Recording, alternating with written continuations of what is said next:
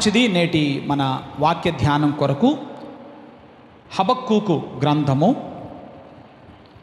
మొదటి అధ్యాయం, హబక్కూకు గ్రంథము మొదటి అధ్యాయం 2వ వచనాన్ని చదివి ధ్యానం చేద్దాం. యెహోవా, నేను మొర్రపెట్టినను నీవు ఎన్నాళ్ళు ఆలకింపకుందువు? బలాత్కారము జరుగుచున్నదని నేను నీకు మొర్రపెట్టినను నీవు రక్షింపక ఉన్నావు. చాలు. ఈ హబక్కూకు గ్రంథము యొక్క పూర్వాపరాలు, ఈ గ్రంథము యొక్క నేపథ్యం, ఈ ప్రవక్త ఎప్పుడు పరిచర్య చేశారు అన్న విషయాలు క్లుప్తంగా మీతో పంచుకున్న తర్వాత మరికొద్ది విషయాలు మీతో పంచుకోవడానికి నేను ప్రయత్నం చేస్తాను. ముందుగా మనం ఆలోచన చేస్తే హబక్కూకు అన్న మాటకు అర్థం ఏంటంటే హత్తుకొనుట. హబక్కూకు అన్న మాటకు అర్థము హత్తుకొనుట. ఆసక్తికరమైన మరొక భావం కూడా ఈ మాటకు ఉంది. అదేమిటంటే కుస్తీ పట్టుట. ఏ మాటకు? హబక్కూకు అన్న మాటకి హత్తుకొనుట అని మాత్రమే కాకుండా కుస్తీ పట్టుట అనే అర్థం కూడా వస్తుంది. హబక్కూకు గ్రంథాన్ని మనం చదువుతున్నప్పుడు ఈ రెండు అనుభవాలు హబక్కూకు గ్రంథములో, హబక్కూకు జీవితంలో కలగటాన్ని మనం గమనిస్తాం. ఎందుకంటే మనం కూడా మన జీవితాల్లో ఆయా సమయాల్లో దేవునితో కుస్తీ పడతాం. అవునంటారా కాదంటారా? దేవునితో ఏం చేస్తాం? కుస్తీ పడతాం. చాలా ఇబ్బంది పడతాం. అనేకమైన ప్రశ్నల చేత, అనేకమైన తలంపుల చేత సతమతమైపోతూ ఉంటాం. అలాగే హబక్కూకు కూడా. దేవుని పిల్లలారా, మనం ఆలోచన చేస్తే హబక్కూకు గ్రంథములో 3 అధ్యాయాలు ఉన్నాయి. ఈ 3 అధ్యాయాలలో కూడా హబక్కూకు దేవునితో చేసినటువంటి సంభాషణను గురించి మనము చూడగలము. హబక్కూకు ఎప్పుడు పరిచర్య చేశాడు అని మనం ఆలోచన చేస్తే, యూదా జనాంగము బబులోను చెరకు వెళ్ళడానికి ముందు హబక్కూకు వారి మధ్య పరిచర్య జరిగించాడు. ఇంకా చెప్పాలంటే బబులోనీయుల చేత చెరపట్టబడబోతున్న సమయములో అర్థం కానటువంటి పరిస్థితులలో ఎందుకు ఇదంతా జరుగుతుంది అనేటువంటి ఆలోచనలతో దేవుని సన్నిధిలోనికి హబక్కూకు వెళ్ళినట్లుగా మనము చూడగలం. ఈరోజు మనం ధ్యానం చేస్తున్న అంశం ఏంటంటే సంతృప్తికరమైన సంభాషణ. ఏంటి? సంతృప్తికరమైన సంభాషణ. సంభాషణ అని దేన్ని అంటాం? ఇద్దరు లేదా అంతకంటే ఎక్కువ మంది వ్యక్తులు కూర్చొని మాట్లాడినప్పుడు దాన్ని మనం ఏమంటామంటే సంభాషణ అని అంటాం. భక్తులు పాడి ప్రభువును స్తుతించారు. ప్రార్థన అంటే దేవునితో సంభాషణ అని. అయితే ఈ రోజున మనం ఆలోచన చేద్దాం, మన సంభాషణ సంతృప్తికరంగానే ఉందా? దేవునితో సంభాషించటం ఏంటి? మన రోజు చాలామందితో సంభాషణ చేస్తూనే ఉంటాం, చాలామందితో మనం మాట్లాడుతూనే ఉంటాం. చాలాసార్లు మన సంభాషణల యొక్క ముగింపు ఎలా ఉంటుంది అంటే అసంతృప్తిని మిగులుస్తుంది. అంతేనా? కొన్నిసార్లు మనం చేసే సంభాషణలు మనలో కలవరాన్ని మిగులుస్తాయి. కొన్నిసార్లు మనం చేసే సంభాషణలు మనలో భయాన్ని కలిగిస్తాయి. మరికొన్నిసార్లు మనం చేసే సంభాషణలు మనలో ఆందోళనను కలిగిస్తాయి. ఇవి రోజువారీ మనం చేసే సంభాషణల ద్వారా కలిగే ఫలితాలు. కానీ దేవునితో మనము సంభాషించినప్పుడెల్లా అది మనకు సంతృప్తిని, అది మనకు సమాధానాన్ని, అది మనకు సంతోషాన్ని కలుగజేస్తుంది. హల్లెలూయా. కలవరపరిచే సంభాషణలు, ఆందోళన పరిచేటువంటి సంభాషణలు, భయమును కలిగించే సంభాషణలలో కొనసాగుట కంటే దేవునితో సంభాషించుట వలన మనకు కలిగే ప్రయోజనము ఎంత గొప్పదో ఒకసారి ఆలోచన చేయండి. ఉదాహరణకు అనుకుందాం, ఎవరైనా ఒక వైద్యుడు దగ్గరకు మీరు వెళ్ళినప్పుడు ఆయన మీకు కలిగిన వ్యాధిని గురించి మాట్లాడారు, దాని తీవ్రత, దాని భయంకరత్వాన్ని గురించి మాట్లాడారు. ఇంకో గంట సేపు ఆయనతో కూర్చొని మాట్లాడిన ఆ సంభాషణ సారాంశం ఏముంటుంది ఫైనల్గా? మీకు ఇంకో గంట సేపు మాట్లాడదాం నీ వ్యాధి యొక్క భయంకరత్వాన్ని గురించి, నీ వ్యాధి యొక్క తీవ్రత గురించి ఆ వైద్యునితో మాట్లాడారనుకోండి, మీరు ఎలా వస్తారు? డాక్టర్ గారి గదిలో నుంచి బయటకు ఎలా వస్తారు? సంతోషంతో బయటకు వస్తారా? అలా వచ్చే అవకాశాలు ఉన్నాయా? ఇంకా ఎక్కువ మాట్లాడే కొంది ఆయన ఏం చెప్తాడు చెప్పండి? ఎక్కువ సందర్భాల్లో అలానే జరుగుతుంది. కానీ మీ జీవితంలో ఎప్పుడైనా ఆందోళన కలిగినప్పుడు, కలవరం కలిగినప్పుడు, భయం కలిగినప్పుడు దేవునితో కానీ మీరు సంభాషిస్తే, దేవునితో సంభాషణ యొక్క ఫలితము ఎప్పుడు కూడా సంతృప్తితోనే ముగుస్తుంది. దేవునితో సంభాషణ ఫలితం ఎప్పుడు కూడా సమాధానంతోనే ముగుస్తుంది. దేవునితో సంభాషణ ఫలితము ఎప్పుడు కూడా అది నిశ్చయముగా స్తుతితోనే ముగుస్తుంది. హల్లెలూయా! సంతృప్తి, సంతోషము, సమాధానము, స్తుతి ఇవి దేవునితో మనం చేసే సంభాషణ వలన కలిగే ఫలితాలు. ఉదాహరణకు అనుకుందాం, హబక్కూకు గనక తనలో ఉన్న ఆలోచనలను బట్టి ఇంకెవరితోనైనా సంభాషణ చేస్తే హబక్కూకు ఏమి మిగిలేదో తెలుసా? కలవరం మిగిలేదు. ఉదాహరణకు అనుకుందాం, ఏమిటి, మన మీదకు బబులోను రాజైన నెబుకద్నెజరు దాడి చేయడానికి వస్తున్నాడంటగా, ఏమిట్రా ఇది నిజమేనా అని ఎవరినైనా అడిగితే ఏమనేవాళ్ళు ఎవరైనా? అవును నిజమే, ఆయన దెబ్బకి అంతా ఖాళీనే, ఏమేమి ఉండదు, ఊడ్చుకొని పోవటమే, ఇట్లాంటి కబుర్లు ఎవరైనా చెప్పేవాళ్ళు. ఏమిట్రా మన రాజుగారి పరిస్థితి ఏమిటి అని ఎవరైనా అడిగితే ఏం చెప్తాం, ఈ రాజు ఉన్నా ఒకటే లేకపోయినా ఒకటే, ఈ రకంగా బలమైన రాజులు మన మీదకి యుద్ధానికి వస్తున్నప్పుడు ఏదో ఒకటి చెయ్యాలి, కానీ చేష్టలు ఉడిగినోడికి మళ్ళీ ఇలా కూర్చుంటే పనులు అవుతాయా? ఈ సంభాషణల వలన ఏమొస్తుందంటే రిజల్ట్ ఏమొస్తుంది? భయము, కలవరము, ఆందోళన, అసహనము, ఆయాసము, ఇలా అండ్ సో ఆన్, ఇవే కదా కలిగేది. కానీ హబక్కూకు ఒక మంచి పని చేశాడు. ఏంటి ఆయన చేసిన మంచి పని ఏంటంటే, ఆయన మనసులో ఆలోచనలు సుడుల వలె తిరుగుతున్నాయి, చాలా ఆలోచనలు కలుగుతున్నాయి. ఏంటి, నా దేశము పరిస్థితి ఏంటి, నా దేశము యొక్క భవిష్యత్తు ఏంటి, ఇలాంటి ఎన్నో ఆలోచనలు ఆయన మదిలో ఉన్నాయి. అంతేకాదు, తన దేశ ప్రజలు ఎంతో కఠినాత్ములుగా ఉన్నారు, తన దేశ ప్రజలు ఎంతో దుర్మార్గులుగా జీవిస్తున్నారు, వారు దేవుని వాక్యమును మరిచిన వారుగా ఉన్నారు, ధర్మశాస్త్రాన్ని మరిచిన వారుగా ఉన్నారు, ఎటు చూచినా చెడుతనము కనబడతా ఉంది. ఇలా పలు రకాలైన ఆలోచనలతో హబక్కూకు దేవునితో సంభాషించటానికి ముందుకు వెళ్ళాడు. హల్లెలూయా! అందుకనే హబక్కూకు గ్రంథములోని 3 అధ్యాయాలను మనం చదువుతున్నప్పుడు ప్రశ్న, సమాధానం, స్తుతి ఇలా మనకు కనబడుతుంది. 1వ అధ్యాయం అంతా కూడా ప్రశ్నలమయం, 2వ అధ్యాయం అంతా కూడా దేవుడిచ్చిన సమాధానం, 3వ అధ్యాయమేమో ఆయన ప్రార్థన, స్తుతి కనబడుతుంది. హల్లెలూయా! మొదటి అధ్యాయం ఏంటి? హబక్కూకు తన మదిలో ఉన్న ప్రశ్నలను దేవుని సన్నిధిలో ఉంచాడు. 2వ అధ్యాయములో హబక్కూకు దేవుడిచ్చినటువంటి సమాధానాన్ని పొందుకున్నాడు. 3వ అధ్యాయములో హబక్కూకు దేవుని స్తుతిస్తూ ప్రార్థన చేస్తున్నాడు. మీకు ఈజీగా గుర్తుండడానికి వాడుక భాషలో కొన్ని మాటలు చెప్తాను. హబక్కూకు యొక్క ఆ ప్రార్థన విధానాలు ఎలా కొనసాగాయి అని అంటే, అతని ప్రార్థన ఎలా ఆరంభమైందంటే, మనలో చాలామంది మేము ఆరంభించినట్టుగానే ఆరంభించాడు. ఇలా అయితే ఎలా? అందరూ అనండి ఒకసారి. ఇలా అయితే ఎలా? ఏంటి మందిరంలో మాట్లాడడానికి ఇబ్బంది పడుతున్నారు? రోజు మాట్లాడే మాటలేగా ఇవి. ఇట్టయితే ఎట్రా? ఇలా అయితే ఎలా? అమ్మాయి ఇలా అయితే ఎట్లానే? జీవితం ఎట్లా? ఏమండి ఇలా అయితే ఎలాగండి? ఏమండి ఇలా అయితే ఎలా? ఇంకెంతకాలం? అవే హబక్కూకు ప్రశ్నలు ఏంటి చెప్పండి?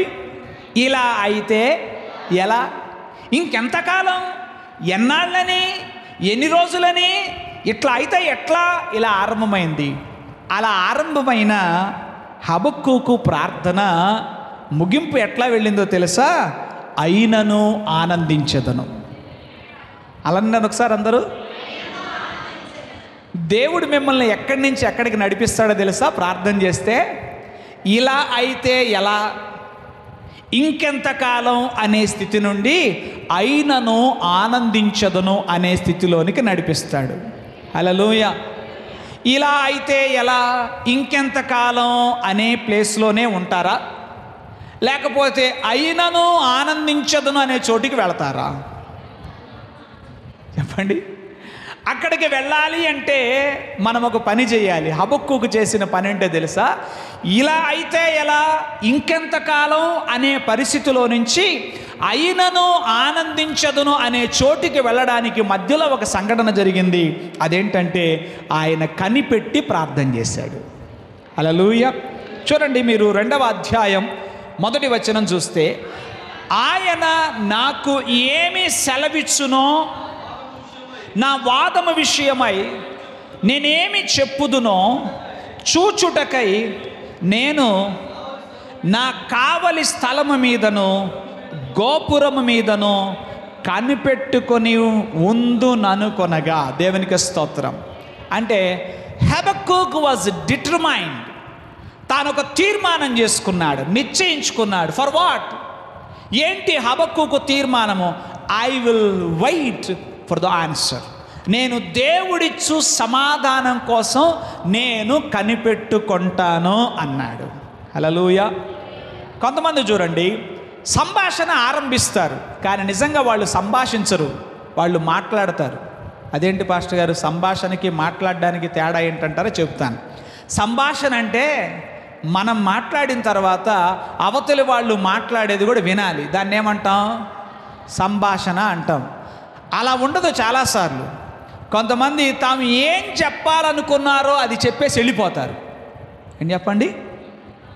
తాము ఏం చెప్పాలనుకున్నారో అది చెప్పేసి వెళ్ళిపోతారు. అవతల వాళ్ళు చెప్పేదాన్ని వినరు. దాన్ని మనం ఏమనలేం?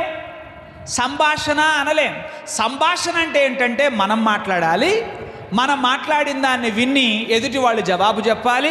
తర్వాత మళ్ళీ మనకేదైనా ప్రశ్నలు ఉంటే మళ్ళీ మనము మాట్లాడాలి.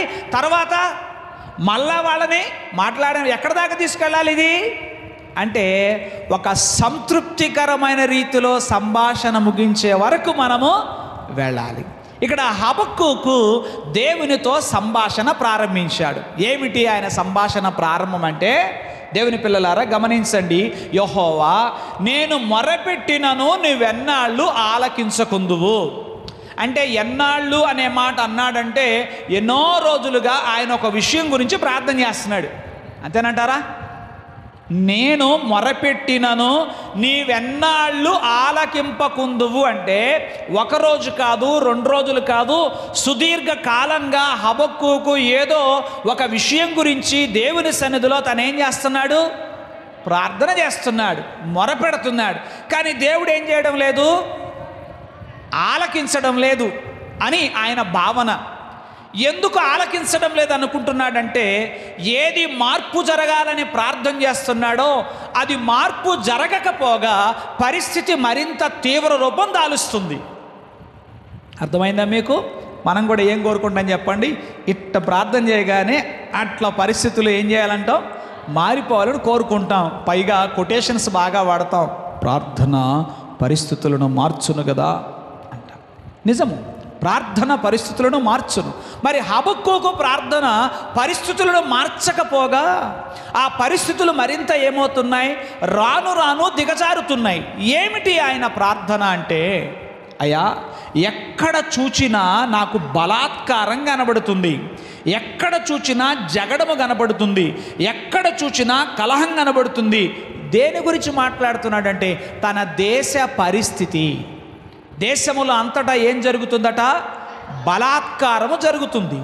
దేశములో ఎక్కడ చూసినా జగడములు, దేశములో ఎక్కడ చూసినా కలహములు, ఇవి కనబడుతూ ఉన్నాయి.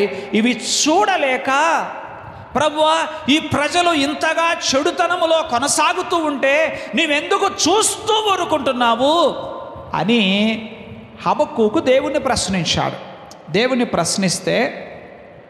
దేవుని ప్రశ్నిస్తే దేవుడు అతనికి ఒక జవాబును ఇచ్చాడు. దేవునికి స్తోత్రం కలుగునుగాక. హల్లెలూయా. ఏమిటి ఆ జవాబు అనంటే, ఇదిగో ఈ దుష్టత్వములో ఉన్నటువంటి వీరిని దండించటానికి నేను కల్దీయులను రేపుతున్నాను, బబులోనీయులను రేపుతున్నాను, వారి ద్వారా వీరికి నేను శిక్ష విధిస్తాను అని మాట్లాడాడు. అమ్మయ్య, ఆన్సర్ వచ్చింది అనుకోవడానికి హబక్కూకు అవకాశం లేకపోయింది. ఎందుకంటే తన ప్రశ్నకు దేవుడిచ్చిన జవాబు తనకు తృప్తిని కలిగించకపోగా మరొక ప్రశ్నకు ఏం చేసింది? తావిచ్చింది. మనకు కూడా అంతే కదా, దేవుని ప్రశ్నిస్తాం, దేవుడు కొన్నిసార్లు ఏదో జవాబిస్తాడు, ఆ జవాబుతో మనం ఏమవ్వము? సంతృప్తి పడనప్పుడు మరోసారి దేవుణ్ణి ప్రశ్నించవచ్చా? ఖచ్చితంగా ప్రశ్నించవచ్చు. హల్లెలూయా, హల్లెలూయా. హబక్కూకు అలానే ప్రశ్నించాడు. అదేమిటి ప్రభువా, కల్దీయులతో వీరికి నీవు బుద్ధి చెప్పడం ఏంటి? వీరే చెడ్డోళ్ళు అని నేను ప్రార్థన చేస్తున్నాను, మరి వీరికంటే వారు మరింత చెడ్డవారు కదా, వారు మరింత దుర్మార్గులు కదా, వారితో వీరికి ఎలా నువ్వు బుద్ధి చెప్తావు? నాకేమీ అర్థం కావట్లేదు అని చెప్పి మరలా దేవుని సన్నిధిలో, అంటే హబక్కూకు దేవునితో సంభాషణను ముగించాలని అనుకోవటం లేదు. హల్లెలూయా. హబక్కూకు దేవునితో సంభాషణను ముగించాలని అనుకోవడం లేదు. మనం ఏం చేస్తాం చెప్పండి?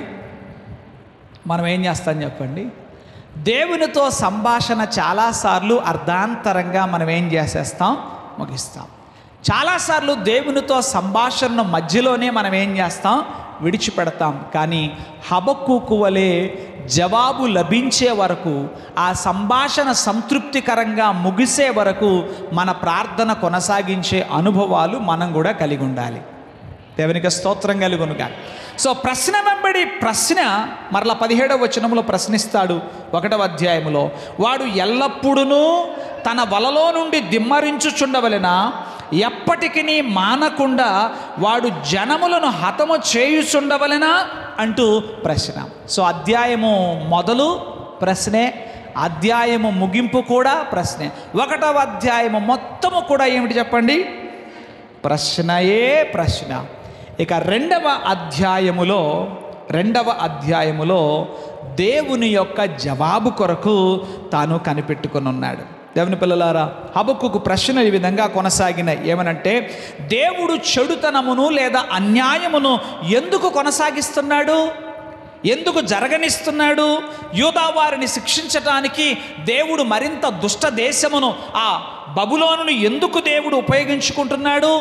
కారణమేంటి? నీతిమంతులు బాధపడుతూ ఉంటే దుష్టులు ఎందుకు అభివృద్ధి చెందుతున్నారు?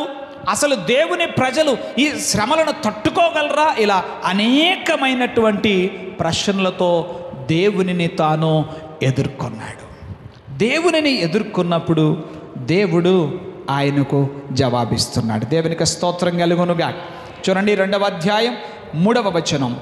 ఆ దర్శన విషయము నిర్ణయ కాలమున జరుగును, సమాప్తమగుటకై ఆతురపడుచున్నది, అది తప్పక నెరవేరును, అది ఆలస్యముగా వచ్చినను దాని కొరకు కనిపెట్టుము, అది తప్పక జరుగును, జాగు చేయక వచ్చును. వారు యథార్థపరులు కాక తమలో తాము అతిశయపడుదురు, అయితే నీతిమంతుడు విశ్వాస మూలముగా బ్రతుకును అని అంటున్నాడు. హల్లెలూయా. అంటే దేవుని యొక్క జవాబు ఏమిటనంటే, నేను బబులోనీయులను యూదావారిని దండించటానికై ఒక సాధనంగా వాడుకుంటున్నప్పటికీ కూడా వారికి కూడా నేను తీర్పు తీర్చక మానను. నిశ్చయముగా చెడుతనమునకు నేను తీర్పును తీరుస్తాను, వారికి కూడా నేను పాఠము చెబుతానని చెప్పి దేవుడు హబక్కూకుతో మాట్లాడాక కానీ హబక్కూకు దేవుని ప్రణాళిక స్పష్టంగా అర్థమయ్యింది. ఆయన పరిశుద్ధుడు అని. దేవునికి స్తోత్రం, హల్లెలూయా. అందుకని 2వ అధ్యాయం ముగింపు ఇలా ఉంటుంది. అయితే యెహోవా తన పరిశుద్ధ ఆలయములో ఉన్నాడు, ఆయన సన్నిధిని లోకమంతయు మౌనముగా ఉండునుగాక. మౌనముగా ఉండునుగాక అంటే ముందు ఆయన మౌనంగా ఉన్నాడు. ఆయనలో రేగుతున్నటువంటి ఆ ప్రశ్నలన్నిటికీ దేవుడు ఏం చేశాడు? సమాధానం ఇచ్చాడు. He was settled in his heart. తన హృదయములో తానేమైపోయాడు చెప్పండి? సెటిల్ అయిపోయాడు. దేవునికి స్తోత్రం కలుగునుగా. ఇక సెటిల్ అయిపోయి 3వ అధ్యాయములో దేవుని స్తుతించుటకు, దేవుని ప్రార్థించుటకు తాను మొదలుపెట్టాడు. దేవునికి స్తోత్రం. ఒక నిరీక్షణతో 2వ అధ్యాయం ముగించాడు. 3వ అధ్యాయాన్ని స్తుతి ప్రార్థనతో ప్రారంభించినట్టుగా మనం చూస్తున్నాం. దేవుని పిల్లలారా, ఈ 1-2 అధ్యాయాలు మనం చదువుతుంటే హబక్కూకు దేవునితో కుస్తీ పట్టటాన్ని గురించి మనం చూస్తాం. హబక్కూకు జీవితం ఎలా ఉంది చెప్పండి? దేవునితో కుస్తీ పడుతున్నట్టుగా ఉంది, పోరాడుతున్నట్టుగా మనకు కనబడుతుంది. కానీ చివరకు కుస్తీ పట్టి దేవుణ్ణి కౌగిలించుకున్నాడు. హల్లెలూయా. మీరు కూడా దేవునితో కుస్తీ పట్టినా పర్లేదు, కానీ అంతిమంగా మనము ఆయనను హత్తుకునే వారముగా ఉండాలి. హల్లెలూయా. మన సంభాషణలు సంతృప్తికరంగా ముగియాలి దేవునితో. అంతేగాని అవి అర్ధాంతరంగా మనమేది చెప్పాలనుకుంటాం అది చెప్పేసి దేవుని సన్నిధిలో నుంచి లేచి వెళ్ళిపోయే వాళ్ళంగా మనము ఉండకూడదు. మనము ఓపికతో కనిపెట్టాలి. దేవునికి స్తోత్రం కలుగునుగా. అలా మనం ఓపికతో కనిపెట్టినప్పుడు దేవుడు నిరీక్షణతో కూడిన సమాధానములు మనకు ఆయన అనుగ్రహిస్తాడు. హల్లెలూయా. ఆయన ఆశీర్వాదముతో కూడా వాగ్దానాలైన మనకు ఇస్తాడు. హబక్కూకు దేవుని సన్నిధిలో నుంచి ఒక ఆశీర్వాదముతో కూడిన వాగ్దానాన్ని తాను పొందుకున్నట్లుగా మనం చూస్తాం. నీతిమంతుడు విశ్వాస మూలంగా బ్రతుకుతాడు అని చెప్పాడు. దేవునికి స్తోత్రం కలుగునుగాక. హల్లెలూయా. అంత మాత్రమే కాదు, 14 వచ్చిన 2వ అధ్యాయములు మనం చదివితే, ఏలయనగా సముద్రము జలములతో నిండి ఉన్నట్టు భూమి యెహోవా మహాత్మ్యమును గూర్చిన జ్ఞానముతో నిండియుండును. దేవునికి స్తోత్రం కలుగునుగాక. హల్లెలూయా. హల్లెలూయా. దేవుడు అంటున్నాడు, నేను సమస్తము చూస్తున్నాను, సమస్తము నేను గమనిస్తున్నాను, ప్రతిదీ కూడా నా నోటీస్కి వస్తుంది అని అంటున్నాడు. ఆమె ఆయన ఇచ్చిన జవాబులోని మాటను కానీ మనం గమనిస్తే చూడండి, ఇవి మాట్లాడలేవు అని అనుకుంటాము, కానీ అవి కూడా మాట్లాడుతున్నట్టుగా దేవుడు చెప్పాడు హబక్కూకుతో. ఒకసారి చూద్దాం. 2వ అధ్యాయం 9వ వచనములో, తనకు అపాయము రాకుండునట్లు తన నివాసాన్ని బలపరుచుకుని తన ఇంటి వారి కొరకై అన్యాయముగా లాభము సంపాదించుకుని వానికి శ్రమ. రైట్. మీరు గమనించండి, 11వ వచనం చదివితే, గోడలలోని రాళ్ళు మొరపెడుతున్నాయి. ఏమండి, రాళ్ళు మొరపెడతాయా? రాళ్ళు మొరపెడతాయా? దేవుని భాష ఏంటి ఇలా ఉంది చెప్పండి? గోడలలోని రాళ్ళు మొరపెడుతున్నాయి, దూలములు వాటికి ప్రత్యుత్తరం ఇస్తున్నాయి. ఏమని? దూలములు రాళ్ళు మాట్లాడుతున్నాయి, అవి సంభాషణ చేస్తున్నాయని ప్రభు మాట్లాడుతున్నాడు. అవి మొరపెడతాయా? వాటికి స్వరం ఉంటుందా? వాటికి భాష ఉంటుందా? అంటే ఇక్కడ దేవుడు చెప్పేటువంటి విషయం ఏంటంటే, నాకు తెలియడం లేదు, నేను గమనించడం లేదని మీరు దేనిని గురించి అనుకోవద్దు అనేది దీని సారాంశం. ఈ మాట యొక్క సారాంశం ఏంటి? జనరల్గా మనం అనుకుంటాం, ఎవరు చుట్టలేదు. ఏం చెప్పండి? ఎవరు చుట్టలేదు, ఎవరు చెప్పే అవకాశమే లేదు, ఇది ఏ విధంగానూ తెలిసే అవకాశమే లేదు. ఇవాళ లోకంలో మనం చూస్తున్నప్పుడు మనుషులు పాపము చేయడంలో ఎలా, ఎవరికి దొరకకుండా, ఎవరికి చెప్పండి, ఎవరికి కూడా చిక్కకుండా పాపము చేయడంలో తమ జ్ఞానాన్ని అంతకంతకు ఏం చేస్తున్నారు? పెంచేసుకుంటున్నారు. కానీ ఇక్కడ దేవుడు మాట్లాడుతున్నాడు ఏమనంటే, నేను యూదాలో జరుగుతున్న చెడుతనమును గమనిస్తున్నాను, బబులోనీల ద్వారా జరుగుతున్న చెడుతనమును నేను గమనిస్తున్నాను, ఏది కూడా నాకు తెలియకుండా పోదు. రాళ్ళు మొరపెడుతున్నాయి అంటున్నాడు, దూలములు ప్రత్యుత్తరము ఇస్తున్నాయని అంటున్నాడు. అంటే ప్రభు చెప్తున్నాడు, ఆ అన్యాయమును బలాత్కారాన్ని నేను దృష్టిస్తున్నాను అని చెప్తున్నాడు. మనకు సామెతల గ్రంథంలో కూడా ఉంటుంది, ఆ కూలి ఏమవుతుందట? మొర్ర పెడుతుందట. ధనము ఏం చేస్తుంది? అవును, మనం పాటలు కూడా రక్తము యొక్క స్వరమును దేవుడు మాట్లాడాడు. రక్తానికి స్వరం ఉంటుందా అని మనం అనుకుంటాం. హేబేలు రక్తము ఏం చేసింది? మొరపెట్టినట్లుగా మనం చూస్తున్నాం. ఆ స్వరమును నేను విన్నాను అని అంటున్నాడు. అంటే దేవుడు హబక్కూకుకి ఇస్తున్న జవాబు ఏంటంటే, హబక్కూకు, నేను దీన్ని గమనించడం లేదు అని నీవు అనుకోవద్దు. నేను నిశ్చయముగా యూదా వారికిని అలాగుననే బబులోనీలకు కూడా నేను తీర్పు తీరుస్తాను. అయితే ఇంతటి చెడుతనము మధ్యలో దేవుని ప్రజలు యథార్థ హృదయుల యొక్క స్థితి ఏమిటి? వారి జీవితం ఏమవుతుంది? వారి శ్రమను తాళుకొనగలరా అంటే ప్రభు అంటున్నాడు, నేను వారిని కాపాడుతాను. దేవునికి స్తోత్రం కలుగును గాక. నేను వారిని ఏం చేస్తాను? కాపాడుతాను. నిశ్చయముగా నేను వారిని బలపరుస్తానని చెప్పి దేవుడు మాట్లాడు. నీతిమంతుడు విశ్వాస మూలముగా బ్రతుకును. దేవునికి స్తోత్రం, హల్లెలూయా.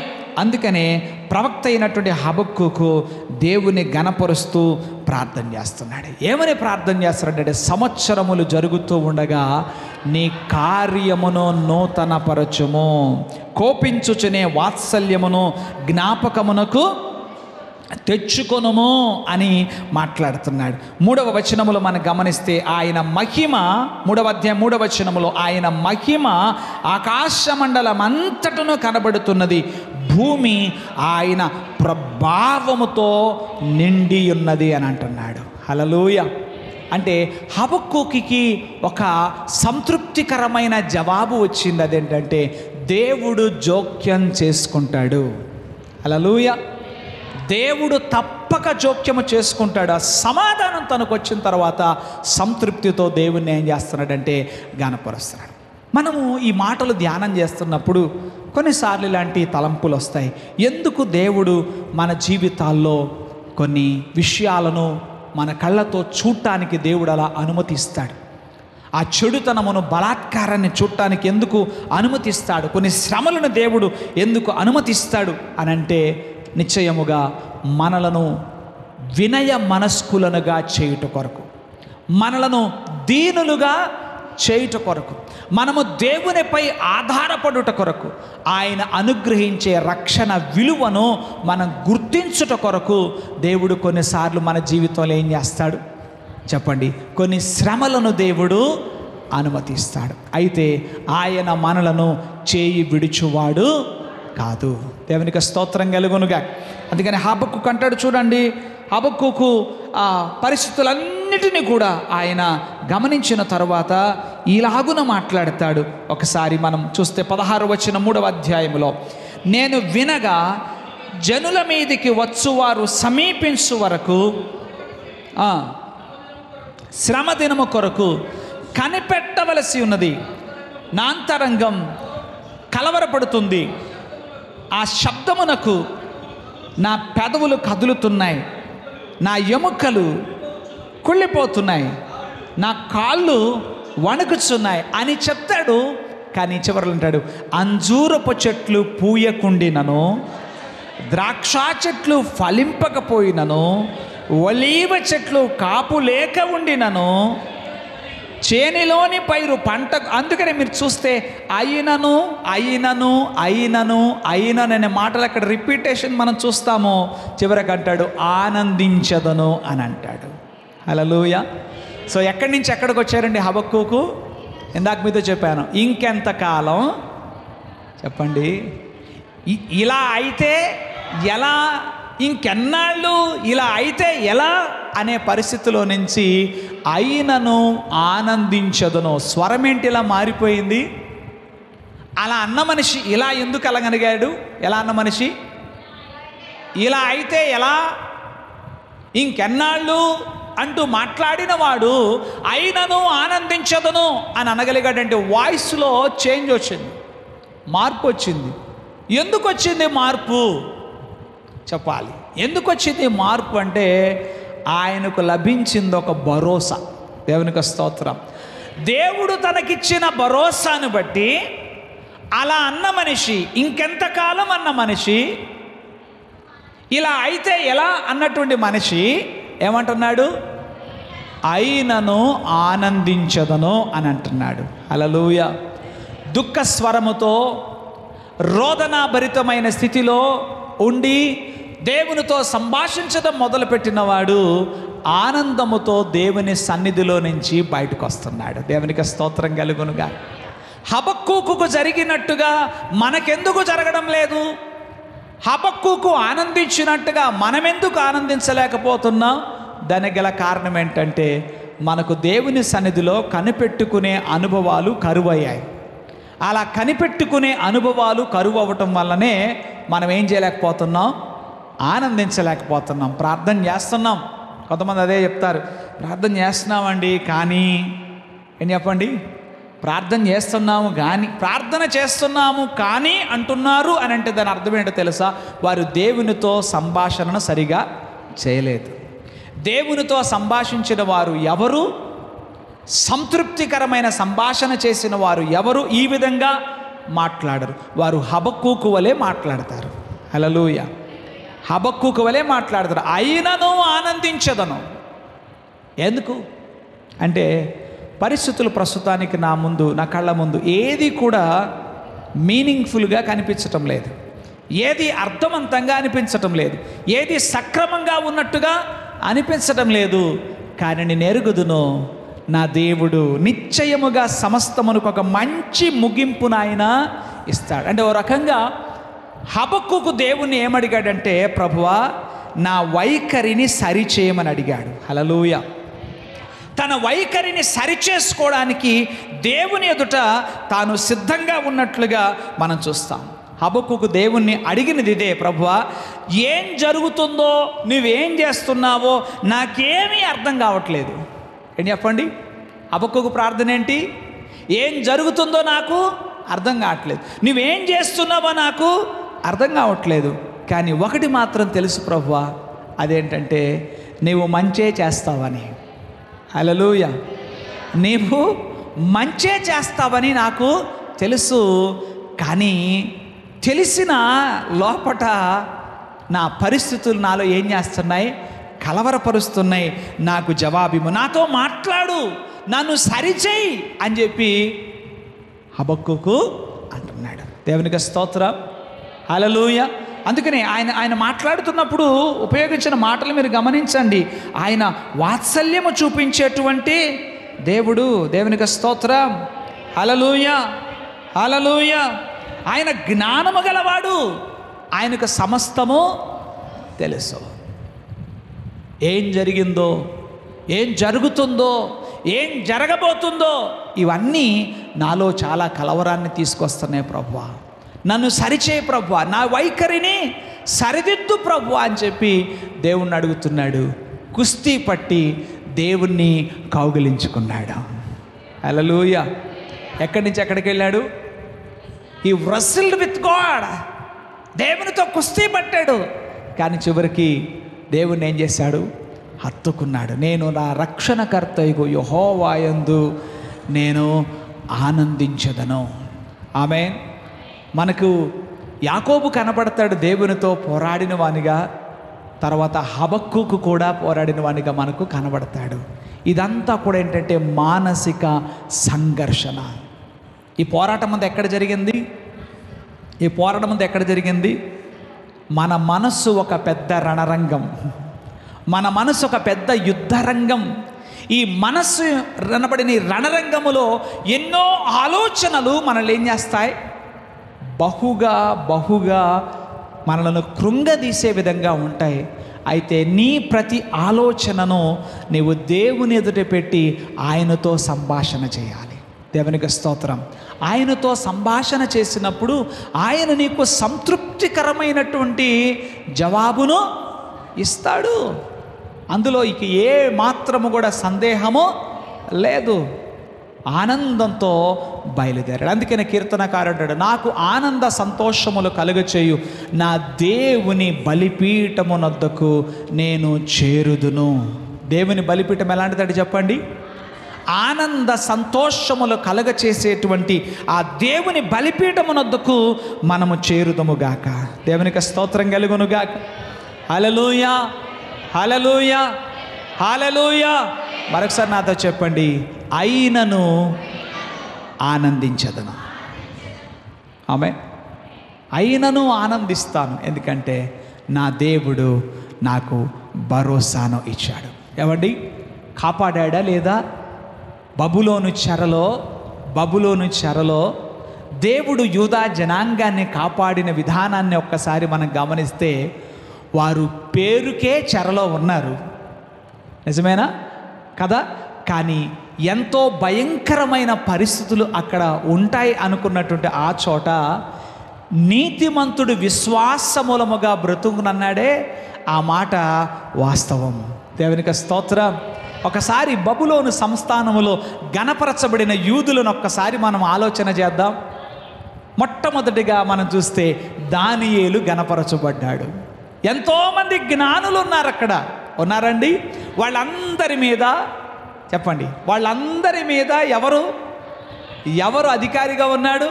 దానియేలు అధికారిగా ఉన్నాడు. బబులోను చెరలో జరిగిన సంగతేగా ఇది, అవునంటారా?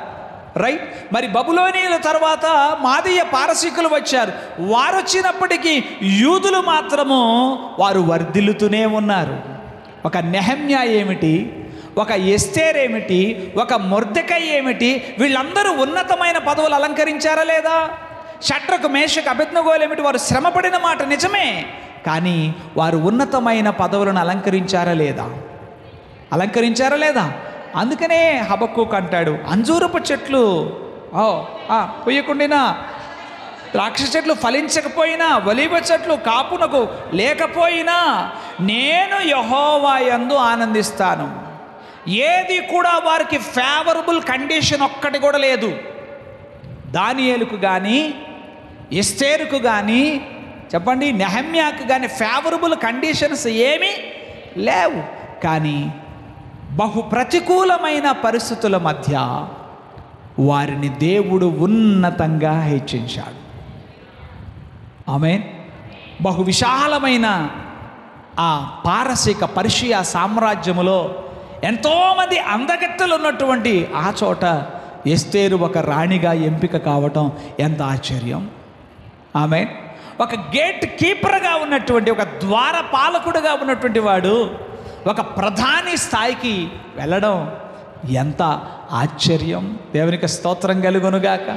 హల్లెలూయా. సంకెళ్లతో పట్టబడి తీసుకురాబడినటువంటి వాడు దేశమంతటా తన అధీనములోనికి వెళ్ళదగినంత ఉన్నత స్థానానికి దానియేలు హెచ్చించబడడం అది ఎంత ఆశ్చర్యం. ఎంతోమంది ప్రజలు ఉండగా తన ప్రాణ సంరక్షణ కొరకు నెహమ్యాను పానదాయకునిగా ఎంపిక చేసుకోవడం అది ఎంత ఆశ్చర్యం. దేవునికి స్తోత్రం. హల్లెలూయా. అంటే ఇవన్నీ కూడా హబక్కూకుకు దేవుడిచ్చిన జవాబులో భాగమే. నీతిమంతుడు విశ్వాస మూలముగా బ్రతుకును. హల్లెలూయా. దేని మూలంగా బ్రతుకును? ప్రస్తుతం లోకములో ఉన్న సామెత ఏంటంటే ధనం మూలం ఇదం జగత్. ఏంటి చెప్పండి? ధనం మూలం ఇదం జగత్. అంటే ఏది ఎటు పోయినా ఎటు వచ్చినా అంతా తిరిగి దేని చుట్టూ తిరుగుతుంది? ధనం అని అనుకుంటాం. కానీ దేవుడు హబక్కూకుకి ఇచ్చిన జవాబు అది కాదు. హబక్కూకుకి ఇచ్చిన జవాబు ధనం మూలం ఇదం జగత్ అని చెప్పలా. ఏమన్నా, నీతిమంతుడు విశ్వాస మూలంగా జీవిస్తాడు. ఇంతటి భయంకరమైన శ్రమలో కూడా వారు ఫ్లరిష్ అవుతారు, వారు వర్ధిల్లుతారు, వారు పుష్పిస్తారు, వారు పూస్తారు, ఫలిస్తారు అని చెప్పి దేవుడు వారితో మాట్లాడాడు. దేవునికి స్తోత్రం. ఆ జవాబు హబక్కూకును ఒక గొప్ప సంతృప్తినిచ్చింది, ఒక గొప్ప భరోసాని ఇచ్చింది. అందుకని నేను అన్నాను, హబక్కూకు దేవునితో చేసిన సంభాషణ అది సంతృప్తికరమైన సంభాషణ. హల్లెలూయా. మీలో ఎందరికీ దేవునితో ఈ సంతృప్తికరమైన సంభాషణ చేసే అనుభవాలు ఉన్నాయి? హబక్కూకు ఇలా చేయగలిగాడంటానికి గల కారణం ఏంటంటే హబక్కూకు త్వరపడి దేవుని సన్నిధి నుంచి వెళ్ళిపోవాలా. ఆయన ప్రశ్నించాడు, దేవుడు జవాబు చెప్పాడు. ఆ జవాబు ఈయనలో మరో ప్రశ్నకి దారి ఇచ్చింది. ఆ ప్రశ్న కూడా మళ్ళీ దేవుని సన్నిధిలో పెట్టాడు. అంటే ఎప్పటి వరకు అలా చేశాడు? ఎప్పటి వరకు చేశాడు అంటే తనకు సంతృప్తి కలిగే వరకు ప్రార్థన చేశాడు. ఎప్పటి ప్రార్థన చేశాడు? మీరు ఎప్పుడైనా భోజనం మధ్యలో వెళ్ళిపోతారా? ఒకవేళ ఏదైనా పరిస్థితులు వెళ్ళాల్సి వచ్చినా మళ్ళీ చేస్తారా చేయరా? ఎప్పటి వరకు చేయాలట? సో వాళ్ళొక క్వశ్చన్ ఏంటంటే, ప్రార్థన ఎప్పటి వరకు చేయాలి? కొంతమంది అడుగుతూ ఉంటారు, పాస్టర్ గారు ప్రార్థన ఎంతసేపు చేయాలండి? మా ఏమో గంట చేయాలంటుంది ఏంటి, లేకపోతే పలానోళ్ళు. నిజంగా ప్రార్థన ఇంతసేపు చేయాలి అన్న నియమం ఎక్కడ బైబిల్లో లేదు.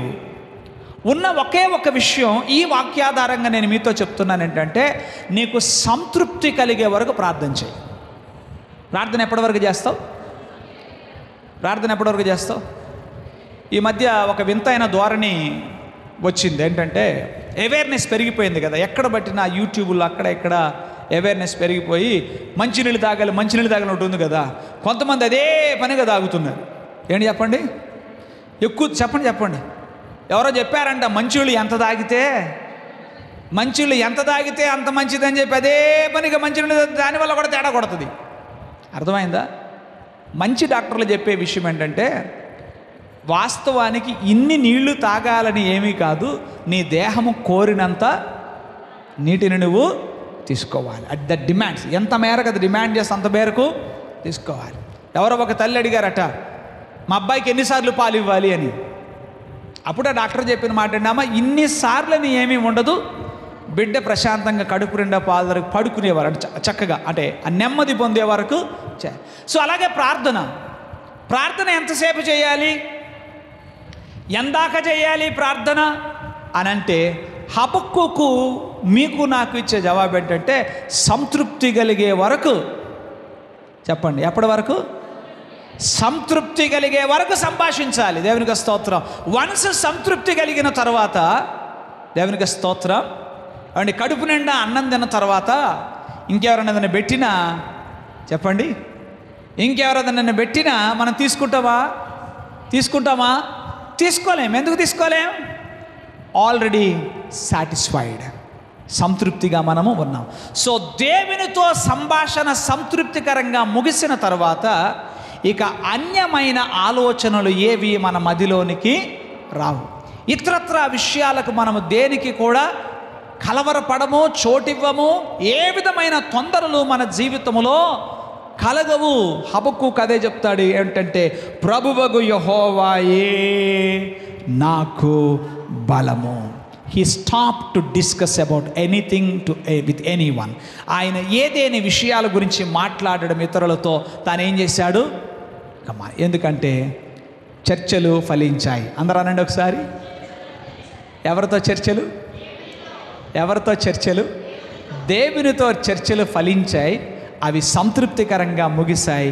ఇక ఆందోళన అవసరం లేదు. కనుక దేవునితో చర్చించండి, దేవునితో సంభాషించండి. ఎంతవరకు సంభాషిస్తారు? దేవునితో ఎన్నిసార్లు మాట్లాడాలండి? ఎన్నిసార్లు మాట్లాడాలి? అదేమంటే ఆ మధ్య ఎవరో చెప్తున్నారు, దినమునకు 7 మార్లు ప్రార్థన చేయాలంటగా, దినమునకు 3 మార్లు ఈ విధమైన నియమాలన్నీ కూడా ఏం చేస్తాయంటే, ఏదో ఇక తప్పనిసరి అనేటువంటి భావాన్ని మనలో చొప్పించి అదొక రకమైనటువంటి బంధకాల్లోనికి మనం తీసుకుని వెళతాయి. కానీ వాక్యానుసారమైన విధానాన్ని ప్రతి ఒక్కరూ అవలంబించండి. ఈ రోజున సందేశం ఇదే, మీకు సంతృప్తి కలిగే వరకు దేవునితో మాట్లాడండి, సంభాషించండి. సంభాషణ అంటే అర్థమైంది కదా, మాట్లాడేసి చెప్పాల్సింది చెప్పి కొంతమంది అంతే కదా. దేవునితో ఏం చేస్తారు చెప్పండి? ఇదిగో నా ఆలోచన ఇది, నాకు ఇది కావాలి, నేను చెప్తున్నా, ఇక నీ ఇష్టం అని చెప్పి వెళ్ళిపోవడం కాదు. అలా వెళ్ళిపోకూడదు. మాట్లాడేసి చెప్పాల్సింది చెప్పేసి వెళ్ళిపోవడం కాదు, కానీ ఆయన చెప్పేది కూడా వినాలి. దేవునికి స్తోత్రం. మళ్ళీ నీకేదైనా ప్రశ్న ఉంటే మళ్ళీ అడగాలి. అలా కొనసాగించి సంతృప్తికరంగా ముగించుదముగాక. ఆమేన్. తలలు వంచండి, ప్రార్థన చేసుకుందాం. ప్రభువా, మీకు వందనాలు చెల్లిస్తున్నాం నాయనా. ఈ ఉదయకాల సమయంలో భక్తుడైన హబక్కుకును మా ముందుకు తీసుకొని వచ్చారు. తన జీవితంలో, తాను జీవించిన కాలములో, తన దేశ పరిస్థితులు, తన చుట్టూ ఉన్న పరిస్థితులు, తన మదిలో అనేకమైన ప్రశ్నలను లేవనెత్తగా వాటన్నిటిని గురించి ప్రభువా మీ సన్నిధిలోనికి వచ్చి తాను సంభాషించాడు, మీతో మాట్లాడాడు. మీ యొద్ద నుండి ఒక సమాధానం వచ్చే వరకు, మీ యొద్ద నుండి జవాబు వచ్చే వరకు, సంతృప్తి పొందే వరకు తన సంభాషణను కొనసాగించాడు.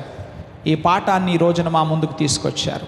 దేవా, వినిన మేము నిశ్చయముగా మా జీవితాలలో మీతో సంతృప్తికరమైన సంభాషణ చేసే వారంగా ఉండడానికి కృప దయచేయండి. చాలాసార్లు అర్ధాంతరంగా సంభాషణ ముగించి మధ్యలోనే నిష్క్రమిస్తున్న పరిస్థితులు ఉన్నాయి. ప్రభువా, మీతో సంతృప్తికరంగా మేము సంభాషణ చేయకపోతే మా ఆందోళనలుగానే, మా కలవరాలుగానే మిగిలిపోయే ప్రమాదం ఉన్నది నాయన.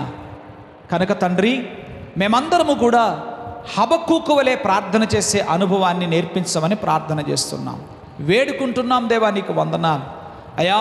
హబక్కూకు ఒకంత మీతో కుస్తీ పట్టినట్టుగా పలు రకాలైన ప్రశ్నలను సంధిస్తూ ప్రభువా తన ప్రార్థనను కొనసాగించాడు. కానీ అంతిమంగా తాను మిమ్మల్ని హత్తుకున్నట్టుగా చూడగలుగుతున్నాం. ఇంకెంతకాలం ఇలా అయితే ఎలా అంటూ ప్రారంభించినటువంటి తన సంభాషణ చివరకు అయినను ఆనందిస్తాను అంటూ ప్రభువా అయా ఒక మంచి ముగింపుతో నాయన మీ సన్నిధిలో నుంచి బయలు వెడలగలిగాడు. అలాంటి స్థితిలోనికి మమ్ములను నడిపించండి. ఇవి మా జీవితాల్లో కావాలి అని అంటే మేము ప్రార్థనలో కనిపెట్టుకునే అనుభవాలు నేర్చుకోవాలి. ప్రభువా, మిక్కిలి వేగవంతమైన నేటి సమాజములో ప్రతిదానికి కూడా ఎంతో తొందరపడుతూ పరుగులు తీస్తున్నటువంటి నేటి లోకములో ప్రభువా కనిపెట్టుకోవడం అనేది బహు కష్టతరమైపోతుంది. కానీ ప్రభువా, మీ సన్నిధిలో కనిపెట్టుకున్న వారు నిశ్చయంగా సంతృప్తిని, సమాధానాన్ని, సంతోషాన్ని పొందుకుంటారని మీరు మాట్లాడారు. వినిన మాటలు, నువ్వు మాకు అనుగ్రహించిన ఈ వర్తమానం మా హృదయాల్లో అది నిలిచి మొలచి ఫలించుటకు సహాయం ఇచ్చేయమని, మీ కృపలో మమ్మల్ని వర్ధిల్ల చేయమని నజరేయుడు యేసు నామములో ప్రార్థన చేసి బ్రతిమలాడి వేడుచున్నాము మా పరమ ప్రియ తండ్రి. ఆమేన్.